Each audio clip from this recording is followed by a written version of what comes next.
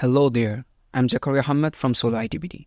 If you're using WordPress for your website, then obviously you use WP-admin to log in your website.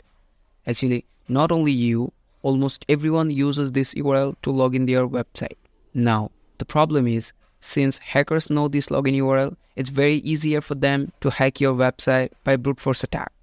But if you change the login URL, your website will be more secure. So without any further ado, let's jump into the video. So to change your website login URL, first of all, log into your WordPress dashboard. Then hover on plugins and then click on add new. In this search box, type WPS hide.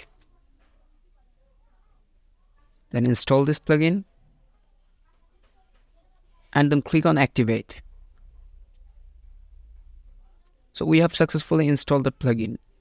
Now hover on settings and then click on general. Then scroll down.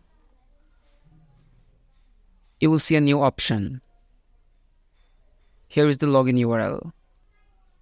The default login URL is first your website URL and then WP-admin. So instead of WP-admin, you can use anything you like.